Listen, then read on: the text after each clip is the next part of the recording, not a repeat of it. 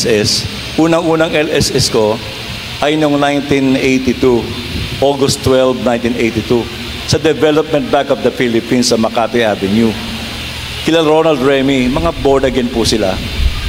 At kaya lang po ko naisama doon ay ang nag-akay sa akin, isang taong malaki ang aking utang na loob na hindi ko mapahindian. So isinama niya ako doon, bagamat ako'y inip na inip at gustong tumakas para umuwi, pero hindi ko magawa dahil malaki utang na loob ko. Pinawi ng Diyos yung aking pagka-board at yung aking pagkainip sa pamagitan ng simulan yung LSS. Matapos yung kantahan, nagpasimula na yung mga talks. 7 paksa, mga kapatid, ang talks na ibinigay sa maghapon. 7 speakers din. At napawi yung aking pagkainip at pagka-board nang marinig ko yung mga buhay patotoo ng mga speakers. Ako'y namangha, nawala yung aking inip at ang sabi ko sa aking sarili, sana magkaganon din ako. Sana magbago din ako.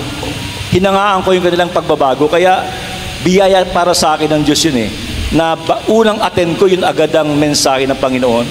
Yung bang klaro agad sa akin na yung lugar na yaon, yung mga lugar na gawain ng Panginoon ay lugar hubugan para ikay baguhin sa kabanalan. At pag pinag-uusapan ng kabanalan, mga kapatid, ito ay it is a partnership between God and man. Yung una, God's provision for holiness, yung ginawa ng Diyos para tayong maging holy, yung hindi natin kayang gawin, ginawa ng Diyos 2,000 years ago. Tapos yung ginawa niya na yon, yung atin naman part, yung man's responsibility for holiness. Kayo ng umaga sa aming daily bread ng asawa ko, tinalakay namin yung vigilant, magbantay kayo. Yung pagbabantay o pagiging mapagbantay o vigilant, isa po yun sa ating responsibility. Sino ating babantayan? Yung pagdating ni Kristo? Hindi naman, sapagkat every day we meet Jesus Christ in the Eucharist. Yan po Ang ating babantayan, unang-una sa lahat, yung ating sarili. Yung ating mga sinasabi, yung ating mga actuations, yung ating kilos, mga pag-uugali, mga kapatid.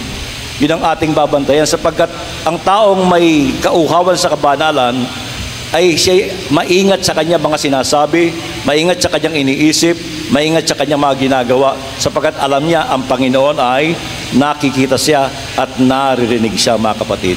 So kung tayo po'y aware na ang ating Panginoon ay lagi nakasubaybay sa atin, makakaiwas ka sa mga pagkakasala at ito ang maglalapit sa iyo sa kabanalan, mga kapatid. Maraming pong salamat.